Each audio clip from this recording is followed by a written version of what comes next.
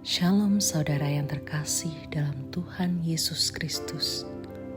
Selamat pagi dan selamat datang dalam Renungan Harian Kristen Morning Hope. Kiranya saudara dalam keadaan yang sehat, dipenuhi oleh sukacita dan damai sejahtera. Hari ini kita akan merenungkan kebaikan Tuhan dalam hidup kita melalui firman Tuhan, dan kiranya firman Tuhan senantiasa menjadi kekuatan kita dalam memulai dan melakukan segala kegiatan kita di sepanjang hari ini. Namun sebelum kita merenungkan kebenaran firman Tuhan, mari kita berdoa. Bapa kami yang di surga, Bapa yang kami muliakan dan kami sembah, dalam nama Yesus Kristus, kami mengucap syukur untuk hari yang baru ini. Kami juga bersyukur untuk pemeliharaan, kekuatan, kesehatan, serta anugerah yang telah Engkau berikan. Bapa kami yang di surga, kami menyerahkan ke dalam tangan-Mu segala apa yang kami lakukan di hari yang baru ini. Kiranya Tuhan memberkati dan menyertai segala kegiatan yang kami lakukan sepanjang hari ini. Bapa kami yang di surga, sebelum kami beraktivitas, kami mau merenungkan firman-Mu. Kiranya Tuhan yang memimpin agar kami semakin mengerti firman-Mu dan juga dapat melakukannya dalam kehidupan kami hari ini. Terima kasih ya Tuhan, kami menyerahkan semuanya ke dalam tangan pengasihan-Mu. Dalam nama Tuhan Yesus Kristus kami berdoa. Amin.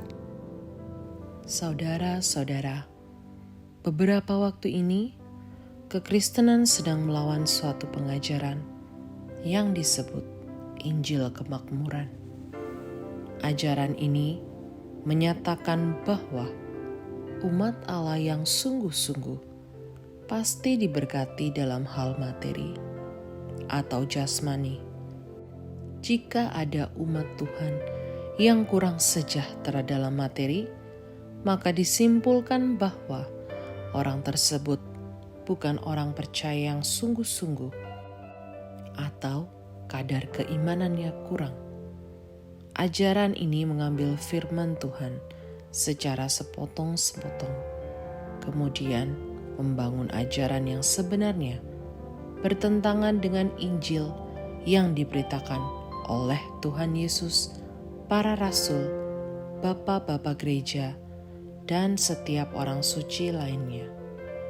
Dalam banyak kesempatan, Tuhan Yesus justru mengingatkan pengikutnya untuk bertahan karena akan datang penganiayaan kepada mereka. Tuhan berfirman bahwa karena ia tidak berasal dari dunia, maka dunia menolak dia. Lalu setiap orang yang mau mengikut Yesus juga akan ditolak oleh dunia. Dalam kesempatan lain, Tuhan mengingatkan orang percaya untuk memikul salib dan menyangkal diri. Perikop dalam Matius pasal 10 menceritakan kisah ketika Tuhan Yesus memanggil dan mengutus ke-12 murid. Kemudian dimulai pada ayat 16. Tuhan menyatakan bahwa Dia mengutus mereka seperti domba yang diutus ke tengah-tengah serigala.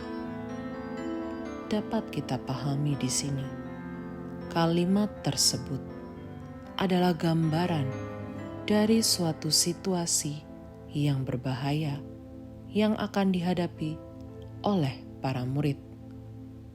Pada ayat-ayat berikutnya, Tuhan menubuatkan mengenai orang-orang yang datang dan menganiaya para murid, menangkap dan membawa mereka ke hadapan pengadilan agama. Untuk menghadapi penganiayaan itu, Tuhan Yesus mengingatkan para murid untuk menjadi pribadi-pribadi yang cerdik seperti ular dan tulus seperti merpati.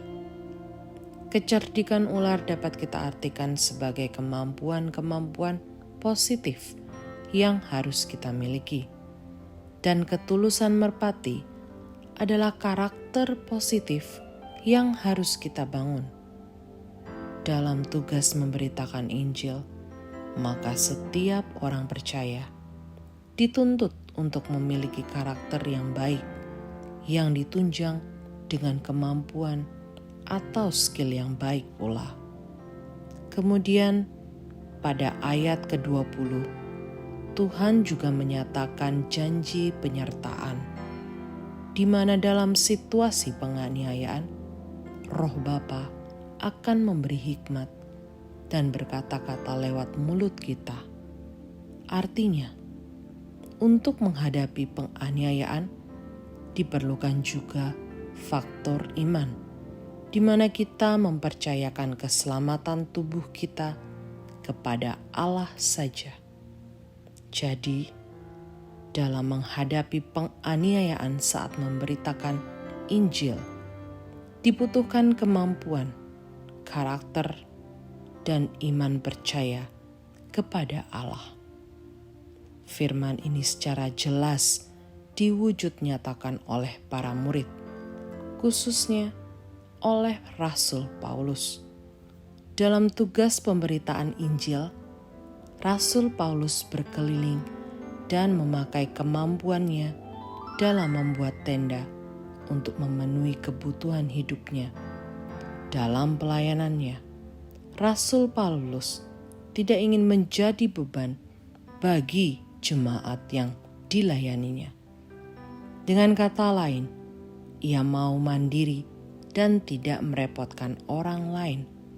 Namun ia juga tidak berfokus pada kegiatan mencari uang saja dan mengabaikan pekabaran Injil. Rasul Paulus memakai kemampuannya untuk menopang pekerjaan pelayanannya. Dalam perjuangan pelayanannya, ia dan para rasul memang terbukti menghadapi penganiayaan, sama seperti apa yang telah dinubuatkan oleh Tuhan Yesus. Juga iman percaya para rasul terbukti jelas ketika Tuhan memakai mulut mereka untuk bersaksi, bahkan ketika mereka sedang dihadapkan pada pengadilan agama. Saudara-saudara, karena perintah untuk mengabarkan Injil juga telah kita terima, maka penganiayaan akan menjadi bagian dalam kehidupan kita. Tuhan Yesus menuntut kita untuk tidak sekedar berdoa, meminta keselamatan jasmani kepada Allah, namun kita juga perlu memiliki kemampuan dan karakter yang positif. Dan dalam segala sesuatu, kita tidak perlu khawatir, karena Tuhan berjanji akan menyertai dan memenuhi kebutuhan kita dalam melakukan pemberitaan Injil. Tuhan ingin setiap orang percaya memperlengkapi diri, baik dalam karakter, kemampuan, dan juga iman. Tuhan Yesus memberkati. Amin. Bapa kami dalam kerajaan sorga, yang kami kenal dalam nama Yesus Kristus, kami bersyukur untuk hari yang baru yang terhampar di hadapan kami. Tolong kami supaya kami dapat menjalani hari ini dengan hati yang siap menghadapi penganiayaan, dan supaya kami dituntun oleh Allah Roh Kudus untuk memperlengkapi diri dan turut serta dalam tugas pemberitaan Injil. Bapa, kami serahkan satu hari ini ke dalam tangan Tuhan. Berkati kami dan pakailah kami untuk memberkati orang lain. Kiranya lewat kehidupan kami hari ini, nama Tuhan dipermuliakan. Dalam nama Tuhan Yesus, kami berdoa. Amin. Demikian renungan kita pada hari ini. Kiranya sukacita dan damai sejahtera memenuhi kita sepanjang hari. Tuhan Yesus memberkati. Shalom.